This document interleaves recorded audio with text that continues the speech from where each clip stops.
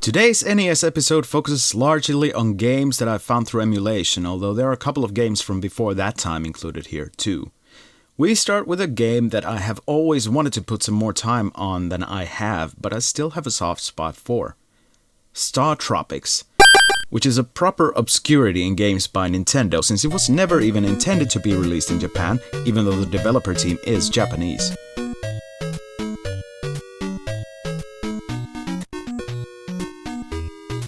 It's an action-adventure game somewhat in the vein of the first Legend of Zelda, but more adventure-based and certainly aimed for the American gamers primarily, as your main weapon is a yo-yo and several weapons and items are influenced by baseball.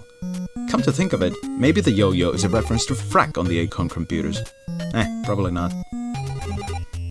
Well, I found this game rather obviously through emulation since this was a 1992 release in Europe, but I played it a lot at one period during the late 90s and ended up buying the game a few years ago into my collection. If it weren't for the internet, the game would be unfinishable without all the stuff that came with the game new in box. But there is a nice atmosphere in StarTropics that makes it worth playing for a while even if you can't get to the bit where you need a certain code. Well, you can even dig that one up from Wikipedia now, so no mystery there. It's very much worth getting into your NES collection if you have one.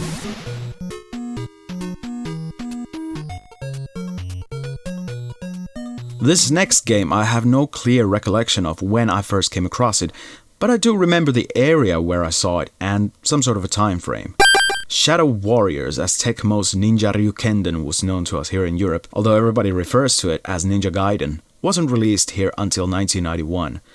And I saw this game being played by some of my very distant cousins in a house I haven't visited since 1992, I think. But the game made such an impression on me without even knowing its name at the time that it never left my memories until I eventually found it through emulation about 10 years later.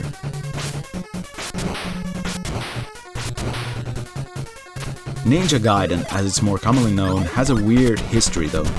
The NES game was developed and released almost simultaneously with the arcade game, both by Tecmo, and both games are almost completely different, aside from the title and the general genre. So when I played the C64 version of Shadow Warriors in the mid-90s, I didn't recognize it as anything in particular, and thought it was an underwhelming arcade beat-em-up conversion, and wondered why the Nintendo gamers raved on about Shadow Warriors so much. But yeah, it's a completely different game. Fast and furious ninja action with almost more focus on platforming than street brawling. The controls are so sharp, the music is unforgettable, the graphics are clean and nice, and the difficulty curve is fair, but ending with brutal, as all classic NES games go. It deserves its status as one of the best NES games of all time, but for all I care, it shouldn't be even talked about in connection to the arcade game because, frankly, there is very little of it.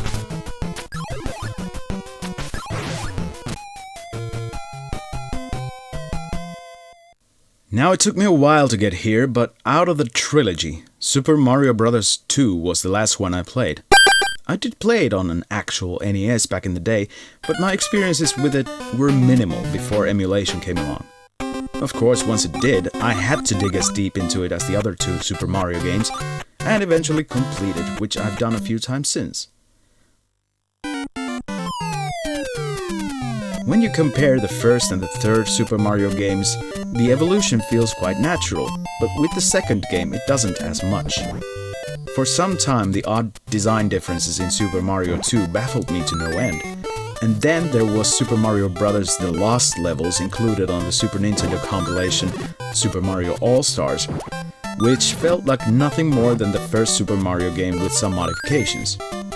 Eventually I learned that the game we in Europe and in the US know as Super Mario Bros. 2 wasn't originally Super Mario Bros. 2, but rather Yume Koyo Doki Doki Panic. a game originally designed for the Famicom Disk System in 1987 as an advert game for Fuji TV's Yume Koyo Tech Expo. And then, of course, The Lost Levels was the original Super Mario Bros. 2, as it was released in Japan, but for me it felt a bit wrong since there was very little evolution between the first two games. After all these years, Doki Doki Panic has come to feel more logical as Super Mario Bros. 2, but it's still my least favorite of the NES Super Mario trilogy. That said, I've always thought it has some of the best music in any of the NES Super Mario games, and I've actually learned how to play the first level theme song with my longtime friend and colleague.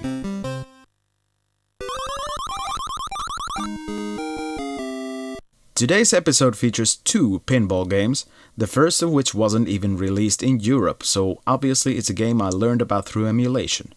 Pinball Quest is probably the best, or at least the most evolved pinball game for the 8-bit Nintendo, and was well ahead of its time when it was originally released in 1989.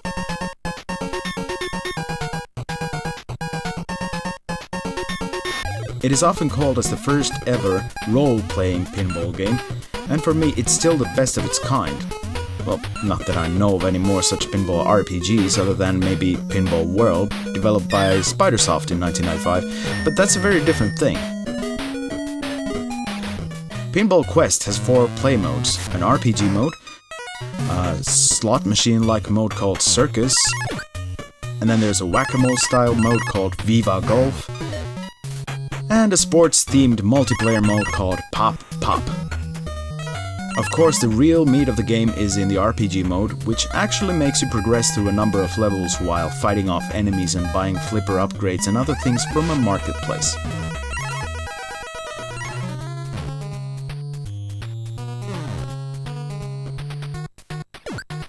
Although the pinball tables themselves aren't exactly the nicest in their designs, the unique blend of genres makes Pinball Quest one of the most interesting pinball games of all time.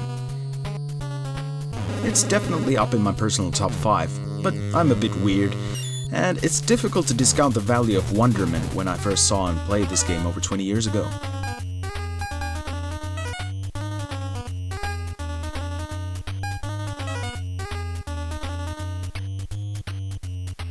Now, the NES game that probably got the most mileage from me and my friend SJ back around the turn of the millennium was what the Americans call River City Ransom, which is how we played it.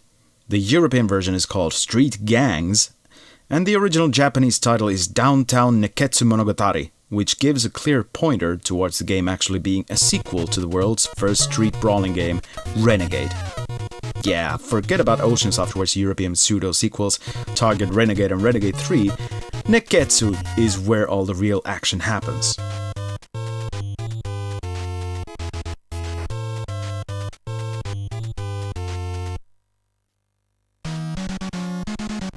River City Ransom, or whatever you want to call it, is a 1 or 2 player street brawler with an RPG twist. As you beat up enemies, they drop coins, which you need to collect in order to buy better kung fu moves and edibles that will replenish your stamina and energy. The usual pattern is, you fight through 3 or 4 streets before you reach a safe zone, which is a mall, where you can enter shops and restaurants to spend money in. However, the game is actually non-linear, and you can explore the city in a sandbox manner, and continue to improve your characters basically to no end. Of course, being an RPG of sorts, the game has a password system to save your progress, unless you're playing the Japanese version, which uses a peripheral called Turbo File, which allows you to save and load your progress with a proper file system.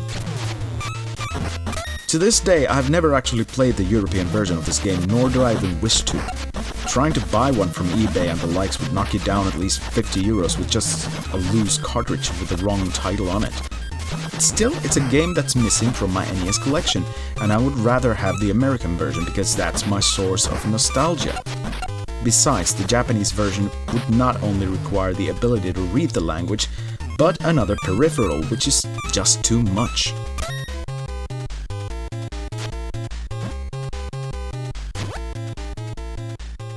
The light gun game for this episode is a true classic that started its life in the arcades as early as 1974, before Nintendo decided to remake it for the Famicom 10 years later. Wild Gunman. It's a reaction game where you duel against a bunch of old West gunmen and try to shoot your opponent after they have called FIRE before they shoot you. If you shoot before FIRE is called, you are disqualified. For me, the first two modes, where you're put against one or two gunmen, are too easy, since the shortest reaction time you will ever need, at least to my knowledge, is 0.4 seconds. And even with two gunmen on the screen, the other one will never have the same reaction time requirement. The third mode, however, puts you in front of a saloon with 4 windows and the front entrance, and you need to shoot randomly appearing gunmen with no given idea of their quickness, and that's more my kind of a thing. Although I never actually played this game until emulation came along, it was one of the few titles I saw in action when the NES was first advertised on Finnish television around 1987 or so, along with Super Mario Bros., Metroid and Rad Racer. And the game was also included in a couple of memorable, if non-existent variations, in one of my favorite movie trilogies, Back to the Future. Once I managed to actually get to play this game when emulation made it possible for the first time for me, I have to admit that Wild Gunman, like most other light gun games, is not something I revisit very often. Mostly due to the necessary work that goes into setting up the playing conditions so that it's even possible, as these games require the NES to be connected to your TV with an RF cable. But it's one of those light gun games that do get that elusive spin once every other year or so, along with all my other light gun favorites. I admitted I've always been a quiz fan from an early age, and whenever I play Trivial Pursuit with my family or friends, I'm usually the one who knows all the pop culture questions before the questions are even finished being asked. Anticipation plays half like a board game and half like Pictionary or something. There are 4 difficulty levels to choose from, which gives the game a good deal of longevity.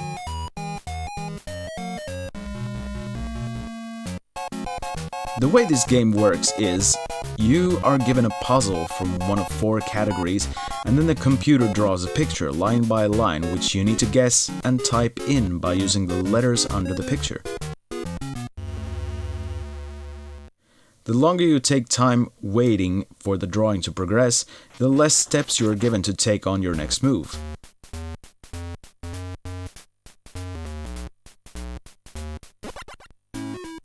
You need 4 correct answers, 1 for each category, to win the round and to move on to the next level.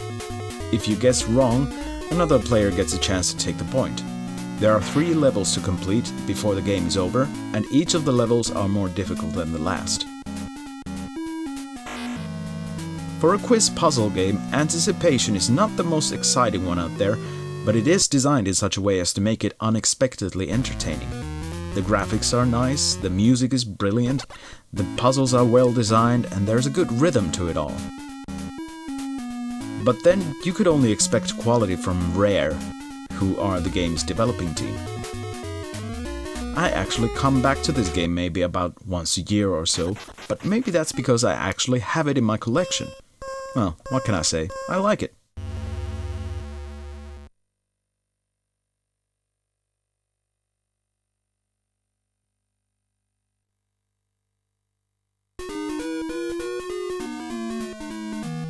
Today's second pinball game is a relatively late release, but the lateness shows focus on quality. High Speed was once again developed by Rare and released by Trade West in the United States in 1991, but didn't reach Europe until 1994 for whatever reason. Dispatch, this is 504. Suspect ran a red light. Over. Roger, 504. Apprehended.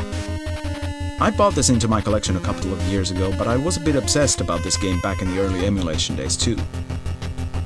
While Pinball Quest can boast of being one of the most unique and evolved pinball games ever made for practically any console or computer, High Speed has a different sort of an accolade.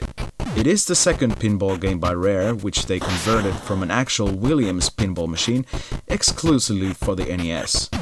The earlier one, Pinbot, was released in 1990, but unlike Pinbot, This conversion of high speed expanded on the original table by adding some elements in it, like collectibles and bonus levels.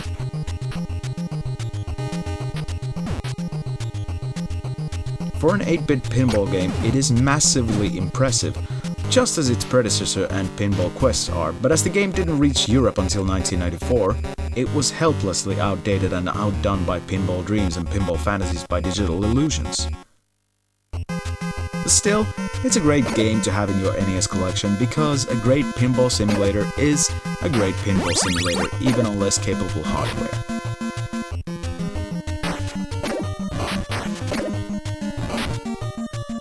One of the games that always pops up on most top lists when talking about great NES music is Journey to Silius, which is our next item here.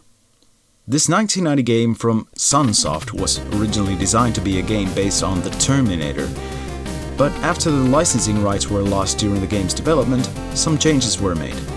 Comparing this to the other console games based on the Terminator, they weren't too far off with this one, but perhaps it's better this way.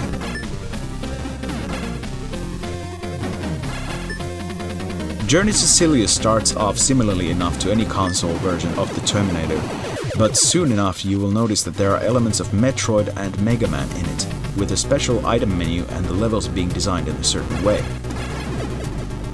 It's not a particularly long game, you can actually finish it in under half an hour, if you know what you're doing, but it is a challenging game. Personally, I've never managed to get further than the second level, but my excuse is not having enough time to spend on a single game for enough time for the past 10 years. Still, I bought this one from my NES library less than 10 years ago because I used to enjoy playing Journey to Silius through emulation, mostly thanks to its amazing soundtrack, and I often pop it into my NES just for that reason. It is a great game though. The last game for today is called Boy and His Blob, Trouble on Blobalonia, also from 1990, and the reason why I feel it's an important game is that it was designed by none other than David Crane of old Atari and Activision games. It got a bit overlooked, at least in Europe, at the time of its European release in 1991, mostly because that's when the Super Nintendo was getting all the focus. So naturally, it wasn't until emulation came along that I ever heard of this game for the first time, and the strange title was what took my notice first. Later on, I found out a connection to a 70s dystopian sci-fi movie called A Boy and His Dog, which itself was one of the influences for the Fallout game series. A Boy and His Blob is a flip-screen adventure with most of the action stuff happening towards the end of the game. For the most part, it feels like an extension of David Crane's earlier Pitfall games, now with the focus being on interacting with your companion Blob, which can turn into all sorts of things, with the only limitation being the number of different jelly beans, which is 14, although there are some problems with the system. A Boy and His Blob was featured very recently in the Angry Video Game Nerd series, on which the nerd spoke about the game's good and bad sides surprisingly eloquently, and I have to agree with his observations. In the beginning, you have no idea what to do and how to use the jelly beans, and your blobby friend is a bit tricky to command. Unfortunately, the blob character is your only way to make any progress in the game, since you cannot jump or swim or anything more extraneous than running left or right and throw things. The idea in A Boy and His Blob is to collect enough diamonds to buy vitamins and then travel to Blobalonia to defeat an ugly evil mastermind trying to take over the planet by somehow feeding him vitamins. Despite of mine never really getting anywhere in the game, I always enjoyed the exploration and testing out all the effects of the jelly beans. It's still missing from my NES collection, but I'm looking out to buy a copy because it's firmly a nostalgia trip game for me, despite everything.